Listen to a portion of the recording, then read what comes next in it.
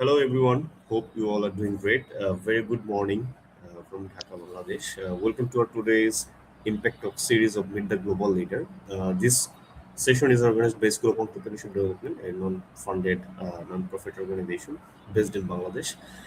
We basically work for university students in Bangladesh, and the audience of this webinar also university-going students who are based in Bangladesh. Through this session, we want to broaden the global mindset among students. At the same time, we want to inspire students to develop skills and develop knowledge apart from their academic studies. And in this session, we discuss our guest speakers' skills and knowledge development journey, some lessons, some advice, which is not available to them. So that's why we try to um, actually in brief we try to share the journey and to give them some information that they can use to decide how they can start their skills and knowledge development journey. So today we have invited Miss Chelsea in our session. We're pleased to welcome her. She's a TEDx speaker, author, professor, board member, future of work specialist, and marketing leader with over 2 decades of experience across the US, South Korea, Hong Kong. She has built a remarkable career in global marketing, branding, communications, and leadership, including senior leadership at the Executive Center. Today, we are going to learn her skills and knowledge development journey, some lessons and advice for the students. So, Ms. Chelsea, thank you for being with us today. How are you doing? My pleasure. It's really nice to be here. I'm doing great. Thanks. How are you? Yeah, so far all good. It's holiday here, so everything is going fine. Perfect. Great. Ms. Chelsea, if your career has taken you from New York University and communications to global marketing leadership, academia, TEDx speaking, and now independent consulting. When you look back, what do you think has been the thread connecting all these chapters? That's a really good question. I think that people is the thread, I guess. That might sound a little bit obtuse or even perhaps generic, but it really is sort of the anchor that has carried me through all of my career. I started my journey at New York University. I moved to New York from Albuquerque, New Mexico, and I didn't know anybody in New York. Um, that was obviously intimidating. It was the first time that I had really lived outside for an extended period of time and sort of made my own way to a place that was very different from where I had been prior. And it was really the people that I met along the way that gave me the confidence to stay. And the relationships that I built while I was there, some of which are still my friends to this day. I think, you know, as my path and my journey continued, it changed and pivoted many different times. And it was always through conversations with friends and family and mentors and coworkers and sometimes even strangers that I really found direction and, continued to be able to sort of rebrand myself and figure out what the next step in my life was. And so I think that people is definitely one of the interweaving threads. And then I think directly connected to that is communication because that's really the way that we build relationships. That's the way that we understand different cultures, different perspectives, and it's just so crucial in any kind of business. It doesn't matter what you're doing, it doesn't matter how old you are, it doesn't matter if you're a student or a CEO. If you don't have good communication skills, your life is going to be very difficult. Absolutely. So, thanks for sharing this. A superpower skill is communication because sometimes we think I'm talking to you and you understand it. Yeah, that's communication. We are hanging out, we like gossiping and stuff.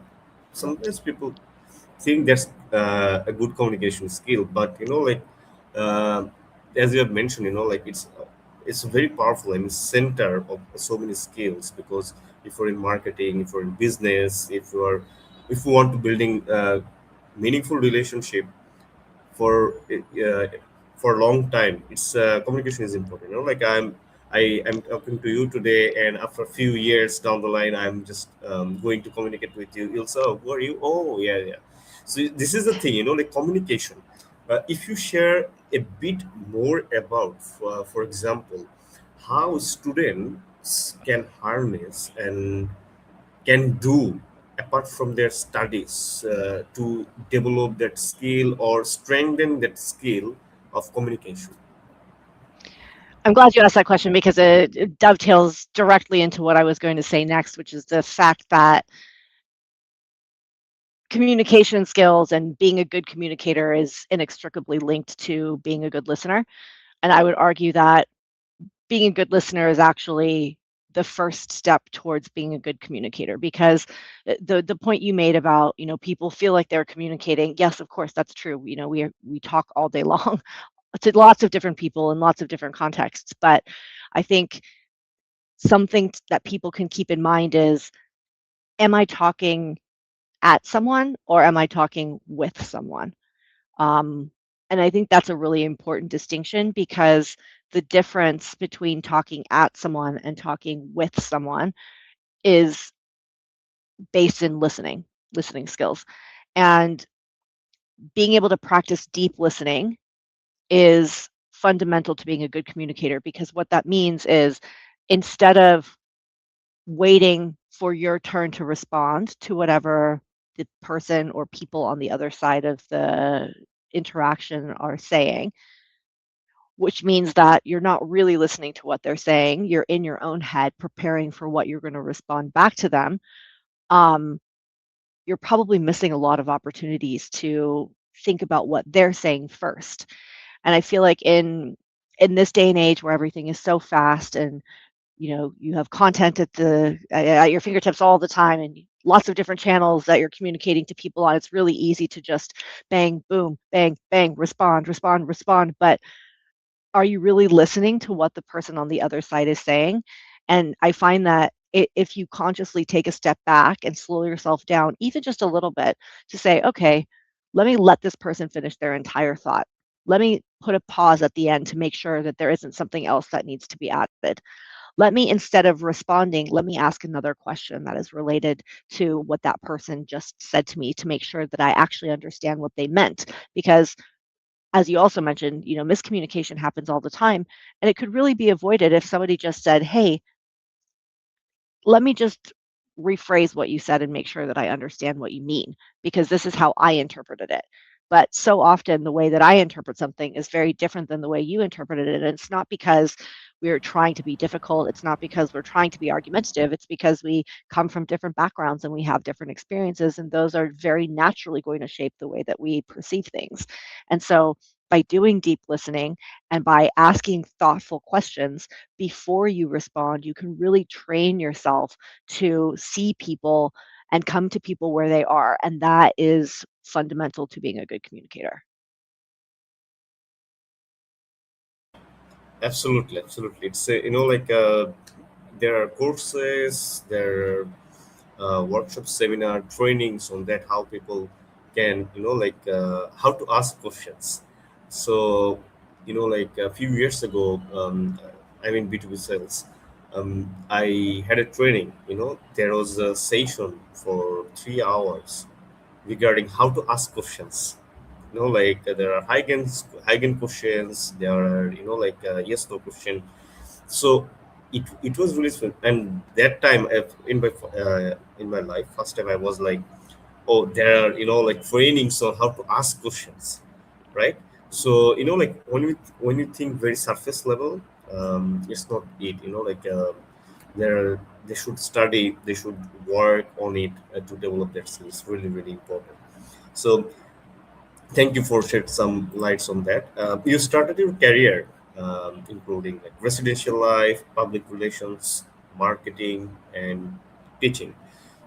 What did those early experiences teach you about people that textbooks never could?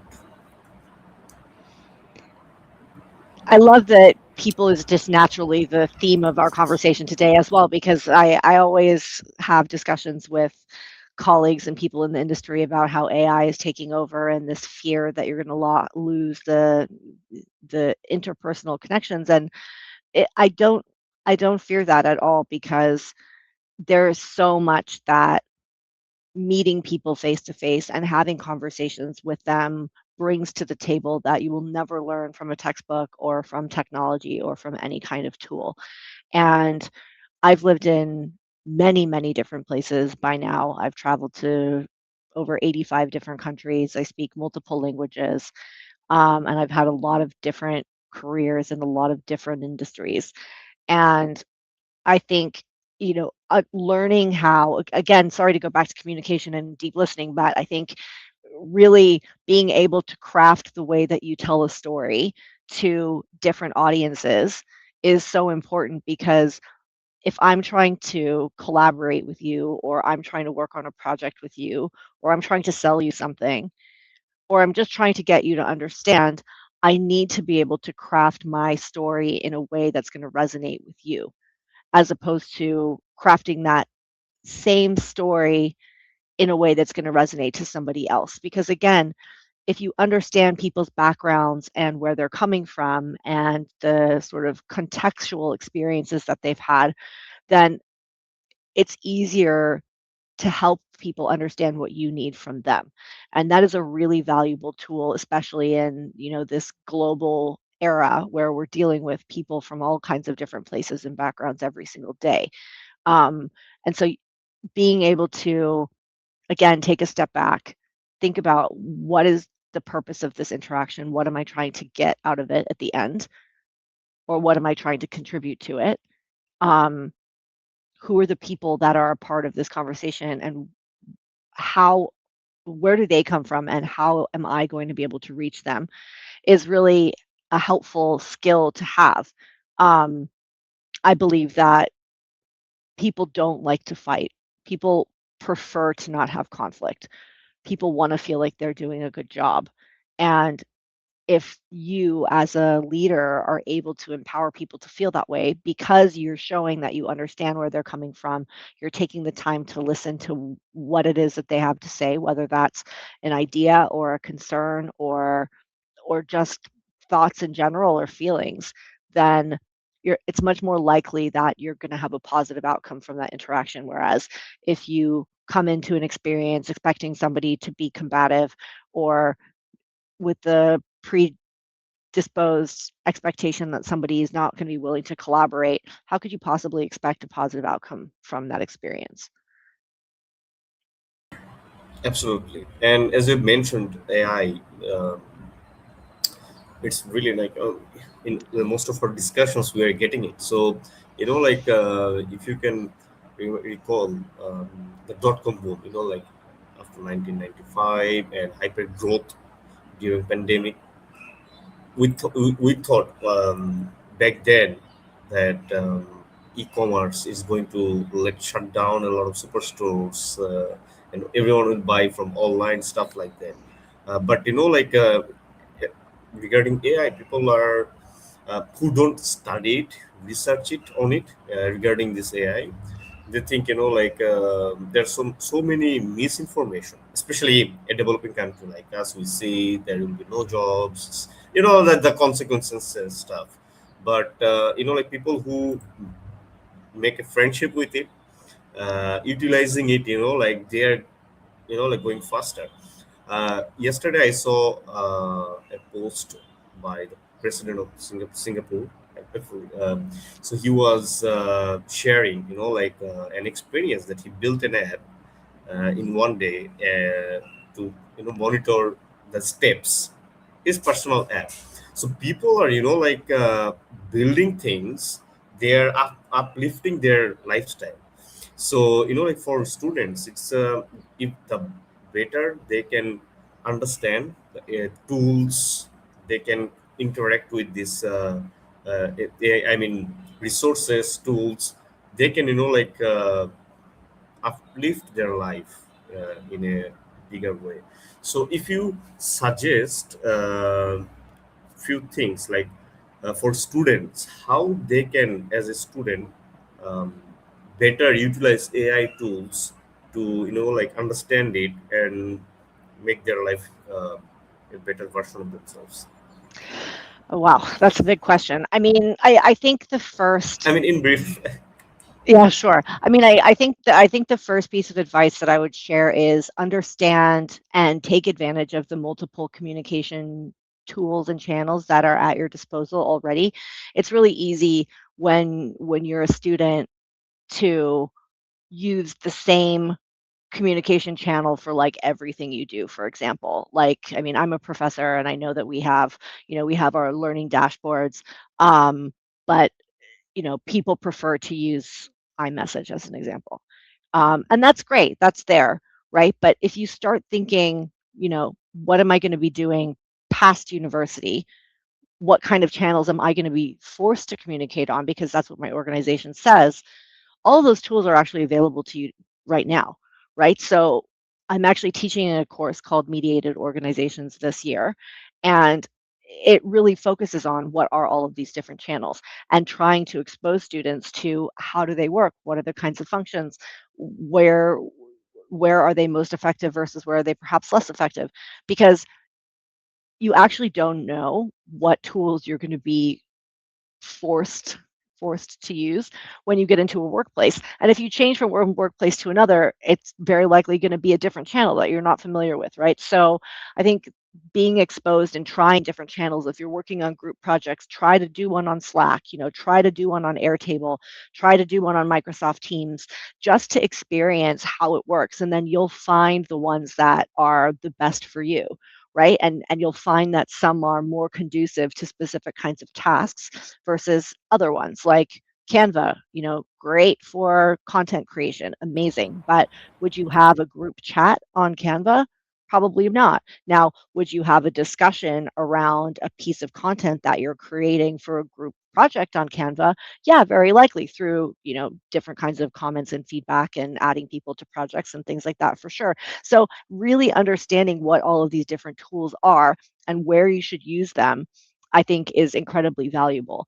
And it can feel very overwhelming because every day there's another platform, there's another bot, there's another update to the tool that you're already using. It's like, oh my gosh, which one? There's too many of them.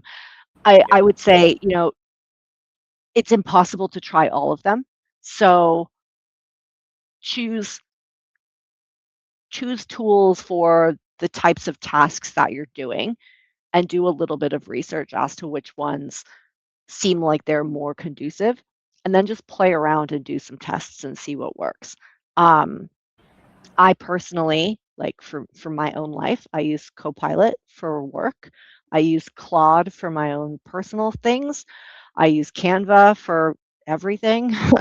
um, I use Microsoft Teams. I use, gosh, I mean, uh, every kind of chat channel, social channels, right? But they all have very different purposes. So I think you need to continually test different things and see which ones work best for you and what you're trying to accomplish. absolutely. Before before graduating, if they can create their personal assistant, and the more they train, the more they can get faster result. They can go, like go forward efficiently. Um, Yeah, I think just before you move on from that, yeah, I do want to put the cautionary tale of woe out there, right? Which is that AI is only as good as the person that uses it and only as intelligent as the person that's asking the questions. And so I do I do worry about this students becoming too reliant, and workers as well in the workplace, right? Like, you can't let the efficiency of a tool and the fact that it can, in theory, deliver results faster than it what tools were there before, take away from you using your own brain to come up with ideas. I like to think of AI as a brainstorming partner, not as a replacement for my own cognitive capabilities, because your brain is a muscle and you need to continue to flex it. So if you're absolutely. right, if you're writing a research report, sure, use AI to synthesize a 200-page research paper so that you can Yeah, pull out the key things that you need. Scan, long books for particular excerpts of information that's going to be valuable to what you're doing, but, you know, don't just, take an assignment prompt and put it into ChatGPT and say, "Write me a response for this." Like, that I don't have tolerance for, and I think it's actually a really irresponsible and negative way of using AI. So I hope that people are proud of their cognitive capabilities and wanna continue to nurture that as opposed to replace it, because if you think about it, like, if your ability to think is replaced, then, like, what are you actually left with? Not a lot. absolutely. And I really can relate because a brain is like the more you use it, it grows faster. It feels better. Like when you go to gym, or we have our muscles, we do weightlifting. Then the brain work is important because we see for students, like they're like, I draft a leave of absence. Okay, this is the course. Give me some.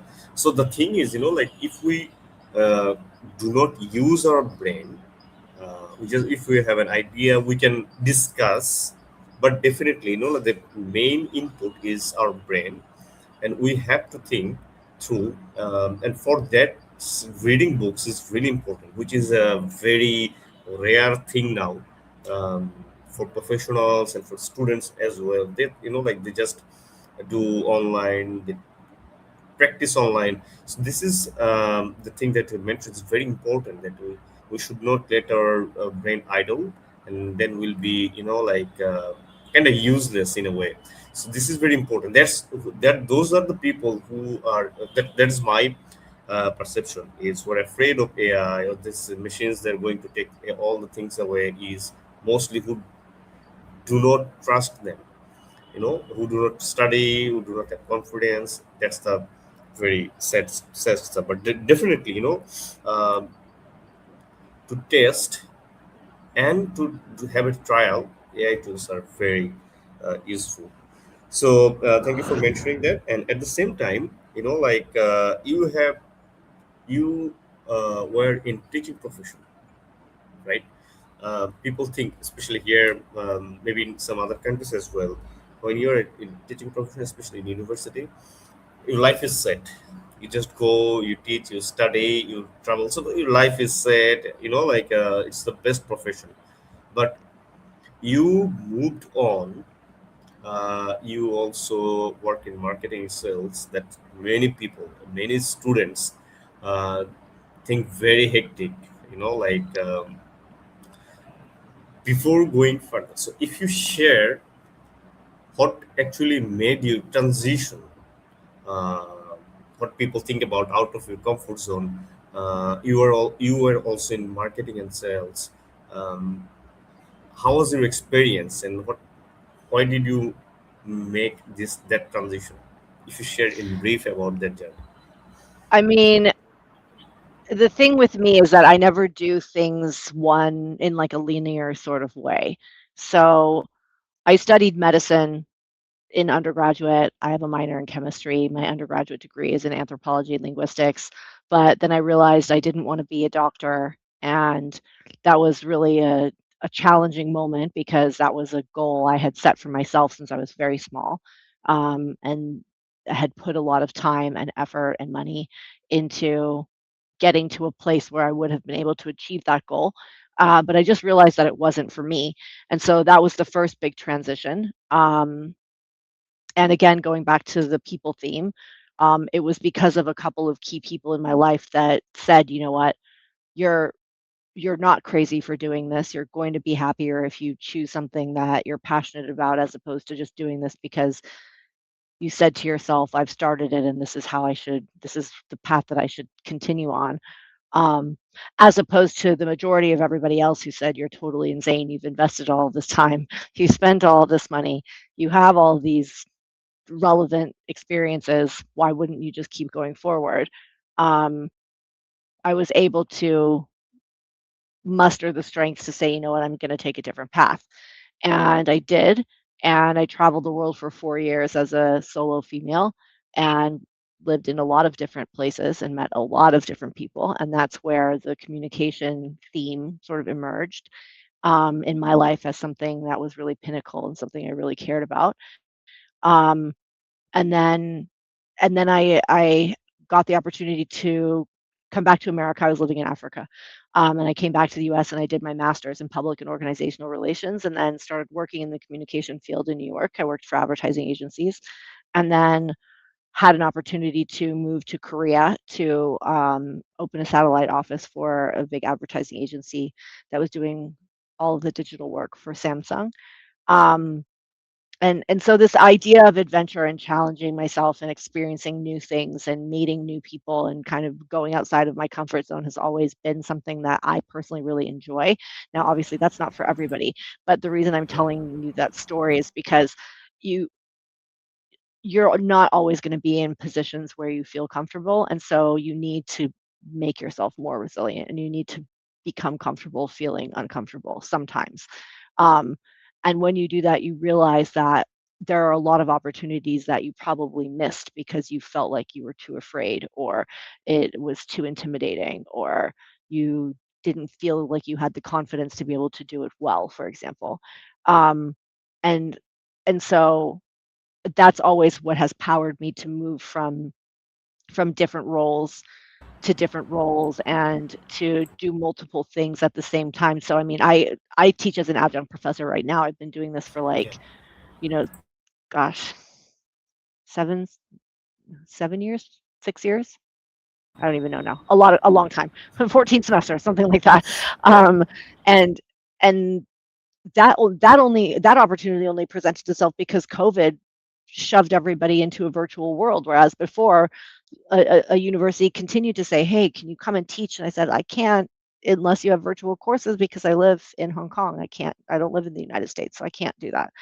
Um, and then, you know, COVID changed the way that everybody has to think and work and educate, and so that was an opportunity for me to say, "Okay, well now, I'm going to take advantage of this. Let me call them again and say, hey, all of your classes are online now. Can I teach one?" And now, because it was successful, now they have an entire digital um, education track with lots of different courses that students are allowed to take, that are fully remote. And so it's looking for opportunities in those situations that feel unconventional that I think is really exciting. Um, and so again, when I left the advertising world to come in-house to the executive center, you know, I was never I felt like it was an exciting opportunity to learn something new. And so for me, if I look at things like that, that's an easy that's an easy goal to achieve. If you're trying something for the first time, then you're always learning. And if you're learning, then you're accomplishing your goal. And if you're trying your best, then what a wonderful experience. And so, I didn't expect to be there for 9 years, but I was. And, I decided to leave because I didn't feel like there I was learning anything anymore, and that I had kind of contributed all of the things that was left for me to contribute to that role. And it was time to, open up the opportunity for somebody else to learn those things and, do make different decisions that I wouldn't have made and go in a different direction. And all of those things are fine. And now, in a consulting role, I have all of the work that I'm doing now are because of relationships that I built over the last 9 years. And so again, you see that people thread coming through, and that's why I think relationships are so important, and why it's worthwhile to have a conversation with a stranger and, you know really listen to who they are and what they do, because you never know, even if it feels completely disconnected to what you're doing. Like, I work at a law firm now. I don't have a law degree. I've never worked in like Wow. in any. I've never had a law client. Like, I've never done any of that before, and it's not. And to be honest, I probably wouldn't have gotten this opportunity if it hadn't been for the people that I had met that said, you know what, it's irrelevant whether or not you've worked in this industry before. You have the skill sets that we need in order to accomplish the goal that we're trying to accomplish. You can learn the industry specifics later. That's fine. That's not an issue. Um, and so yeah, I think that, you know, being able to challenge yourself to take risks will open up your eyes to opportunities that you perhaps wouldn't have necessarily seen before. Definitely. Just before going to that skills and knowledge development part, like at universities, students they participate in competition as a group. Sometimes decide they select peers, the friends, close friends, which is in most cases a big mistakes because maybe they don't have the right skills or knowledge set, and then fail miserably. Uh, at the same time, uh, during our class, we also have to select a group, make a group. Third, when we start our own venture, we at least need, like in most cases, a right partner. So like it's all about in as a student, they make so many mistakes in choosing and selecting group mates. So at Executive Center, you built a global marketing and communications function and grew the team across 7 regions. So, what are the biggest leadership lessons you learned while building that team? So, if you also share what you look for when you build a team, when you like hire teammates. I think that being very conscious of the culture and not just the skills is really important. So, people can be really intelligent and sometimes, you know, work in very different ways. And if you aren't conscious of that and you don't nurture an environment where people feel like they're able to be themselves and they're able to work in the ways that make them feel the most successful and the most productive, then that often causes conflict. um, and I think it's incredibly important to have diverse perspectives and to have teams that think in different ways, but you also need to have a strategy as to how you encourage people to share feedback and interact.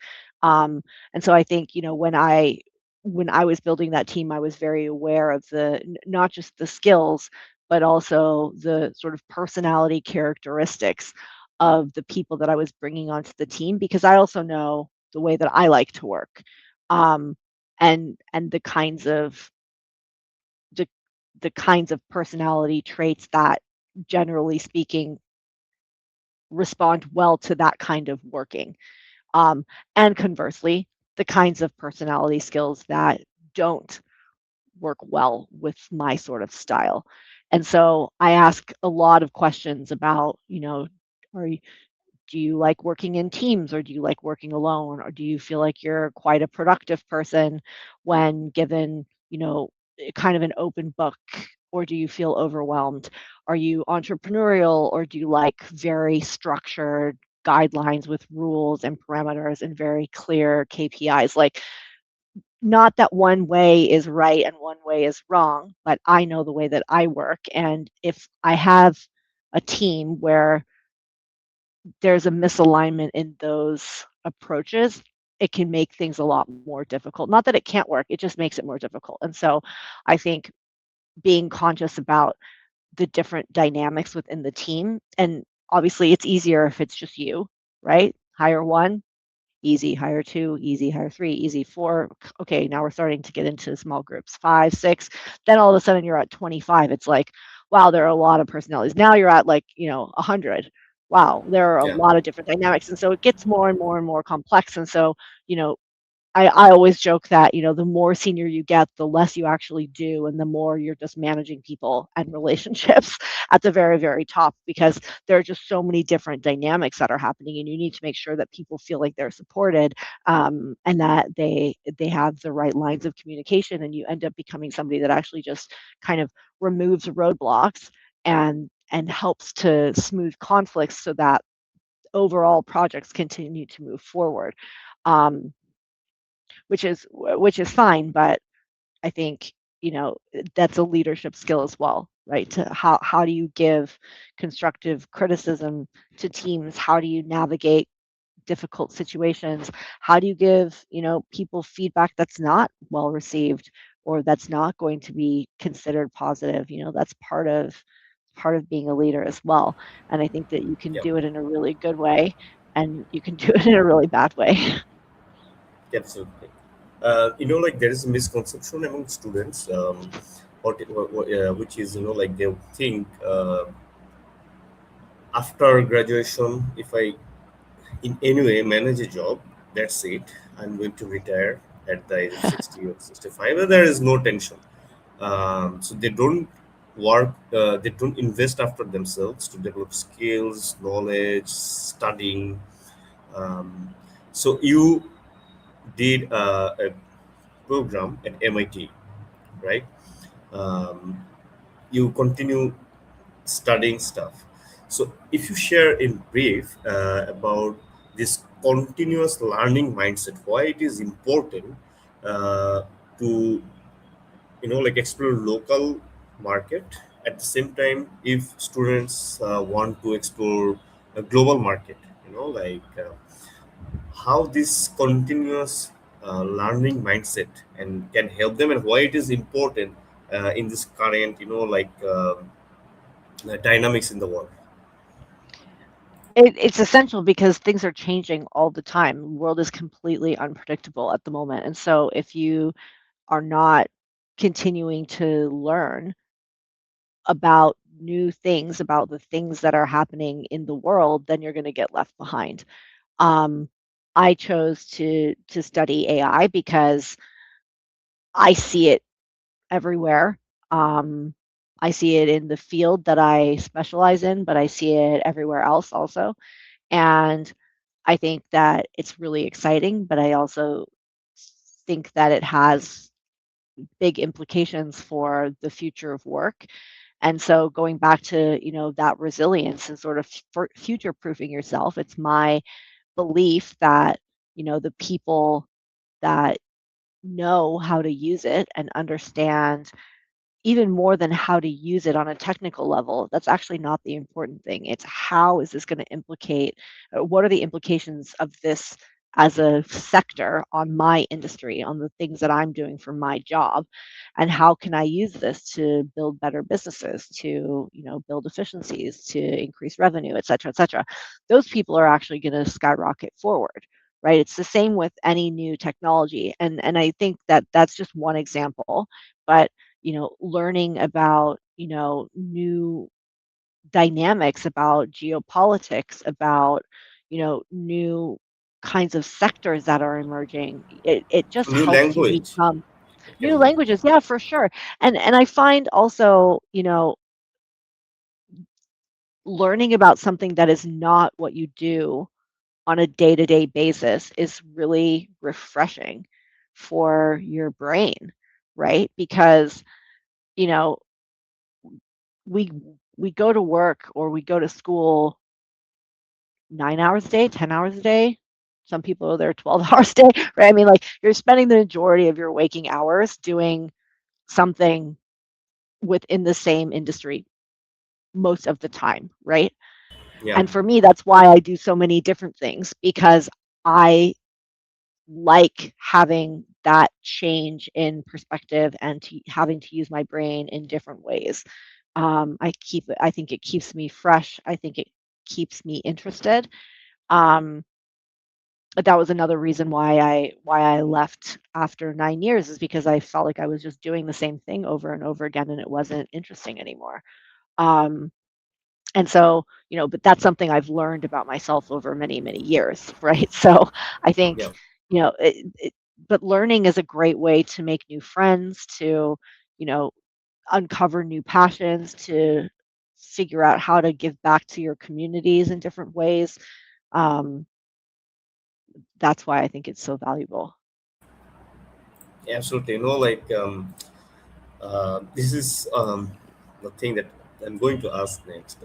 I was going to ask next is um, we all have, responsibilities towards our communities, especially university students. It's it their primary job, yes, to study, but they should do research.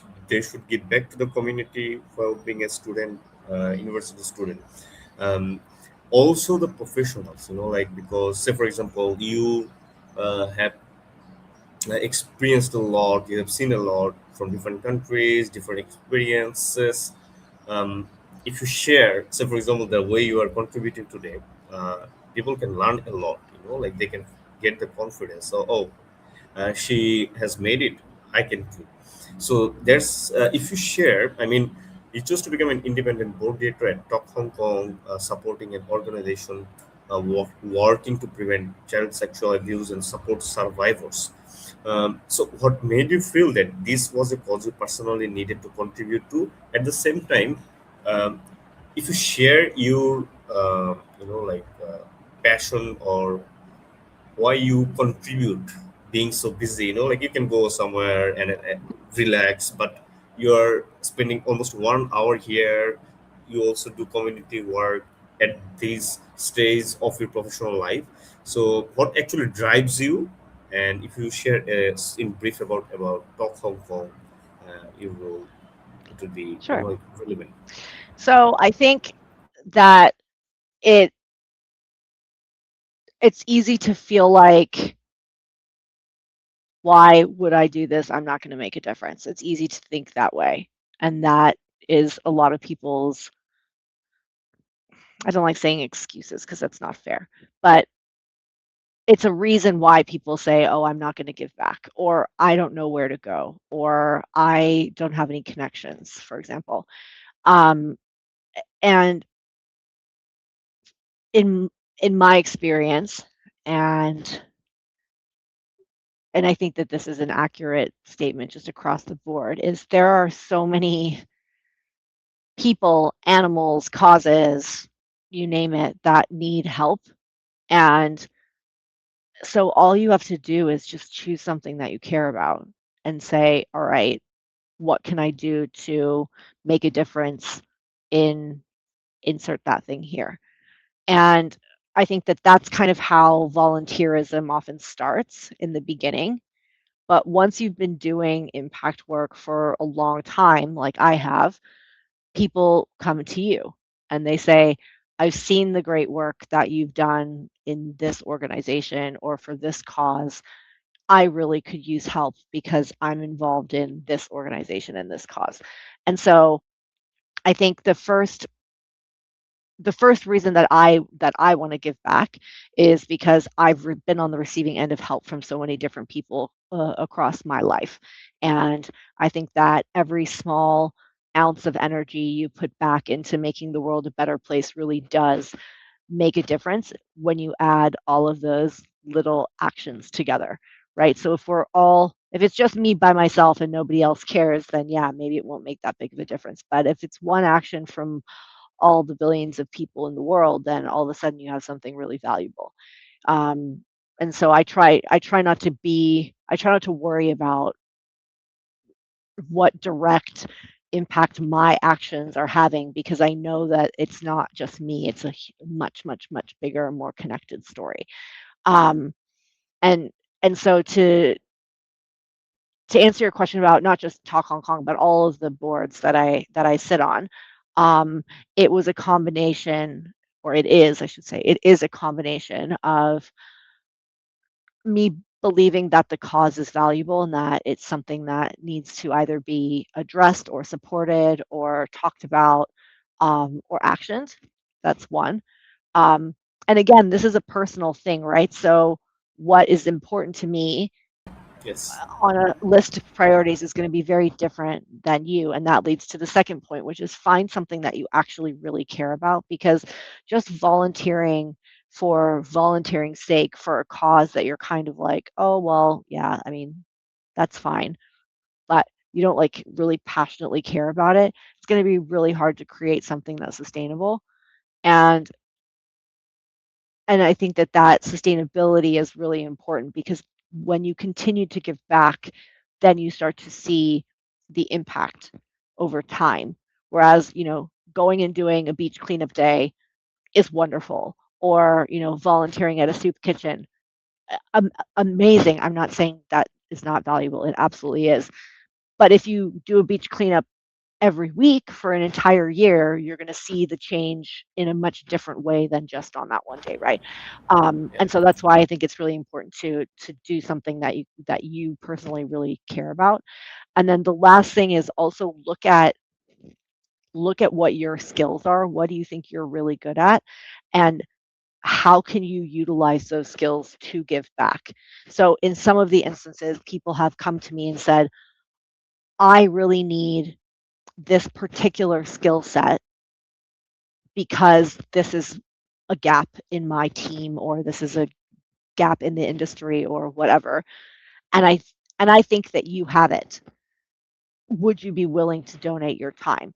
And so sometimes in that case, maybe I'm not super passionate or knowledgeable about the cause itself, but I know that I will be able to make a big impact because I have a skill set that I'm passionate about and that I've cultivated that will really make a difference in that specific organization. And so those are the sort of three areas that I think about. And it's sort of a revelation that I'm coming through or that I'm working through now, which is on my growth journey, is you also need to be able to say no. And that doesn't make you a bad person because I have a very hard time telling Yes. people I don't actually have the capacity to help you with this project, even though I really care about it. And that for me is really difficult because if somebody comes to me and says, oh my gosh, we've got this great organization and you have this perfect skill set to help them solve this problem that would have this big difference in the world,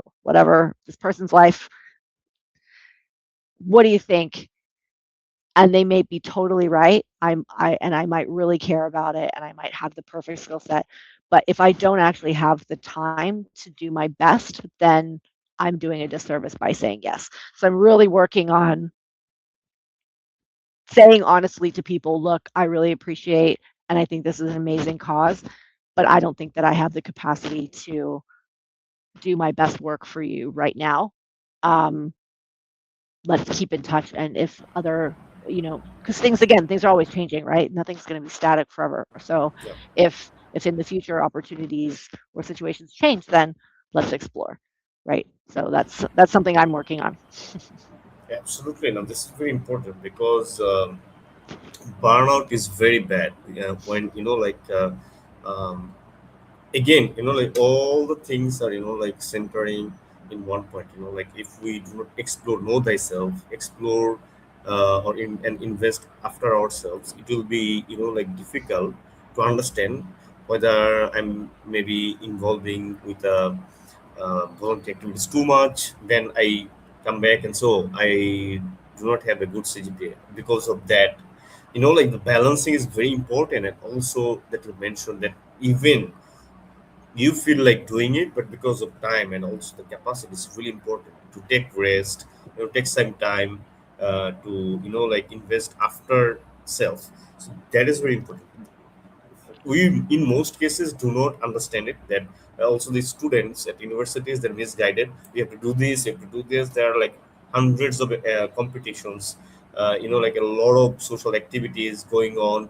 But you see, this is a very powerful message that you have shared, that the primary role of the student is to study, and then if they have the time and capacity and no option to burn out, that's the thing they can then contribute, and they should be to themselves. We're almost at the end of our session.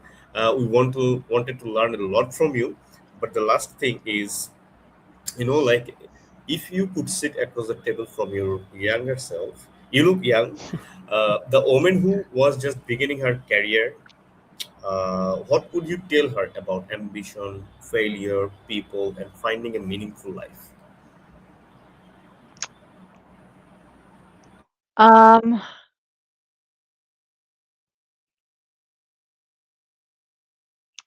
I feel like I get asked this question a lot, and I always give different answers. And I feel like I'm going to give a different answer today than I gave, a couple of weeks ago. But in this moment, I would probably say, you know, leverage leverage the people that are in your circles more because you that is your biggest resource, and people are so gracious with their time and their willingness to help, but it's very hard for somebody to help you if you don't tell them that you need it to begin with. And I think in the beginning, I was not good at asking for help. Um, and I just, I was very confident that I would be able to fix things on my own. Um, and yay, lucky for me, I did, but it probably would have been a lot easier if I had asked. Um, and I've definitely gotten a lot better at that. And again, going back to what I said earlier about the work that I'm doing now is all through the people that I've met and the fact that I've said, hey, look, this is something that I'm interested in doing, or this is something that I need help with, and I feel like you might be able to offer something that would guide me along this path. Um, and I would just encourage people to lean into the resources, because again, that's another thing that technology will never, that will never give to you.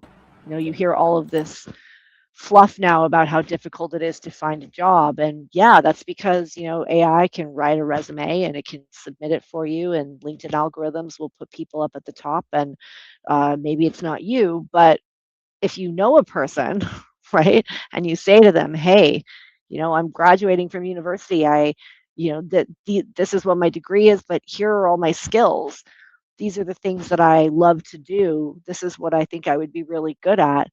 You're going to get opportunities that you never even thought about if you just think of yourself through the lens of what you studied. So I guess that would be the other. I learned that quite early, and I'm so lucky for that. But I would say that's the other thing is, the don't get locked into just thinking that you have a degree in engineering, so you can only be an engineer, or you have a degree in communications, so you can only work in a communications role.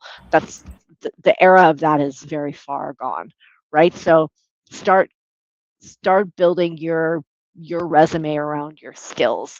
Are you a good communicator? Are you, can you think out of the box? Are you really organized? Can you work in multiple work streams at the same time? Are you great at strategic big picture thinking, right? Then you can take that skill and put it into any industry. Go work for Nike, go be a movie producer, go work at a bank. It doesn't matter. Whereas if you say, oh, I work in banking, then all of those other opportunities are non-existent all of a sudden, right? So yeah, that's a piece of advice that I would give to students these days. Great, thank you so much. And definitely, like if you have a right set of skills and knowledge, it doesn't matter whether you're automobile industry, banking, wherever you go. There are some common set of skills that can fit for. Yeah, maybe they cannot go to doing surgery and stuff. Except few, they can explore any industry. So, Ms. Chelsea, thank you so much for My your pleasure. incredible time, your the resources and lessons and information that you have shared that uh, took you so many years to learn and you've shared. That's the thing, Eh, like you also suggested to reach out to people to learn from them, seek assistance. It's really important, like students, if they, it's not from also not only in locally, but they can reach out globally. People, what we have found in 8 years of our operation is, um, based on their capacity, they really respond in a positive way. They really want to support. So if, say, for example, one of our volunteers didn't ask to you exploring this collaboration, maybe we couldn't know about that. We can do this, right? So reaching out in a polite way and asking assistance is really really important. So that's the thing, like students should follow. So on behalf of School of Entrepreneurship Development, we wish you very best of luck. We would like to collaborate more, and also thank you so much for your most valuable investment this time with us. Oh, it was my absolute pleasure. Thanks for the great questions, and hope people find inspiration from my unconventional journey. Definitely, definitely. So thank you so much. Have a good day. Thank you, you too.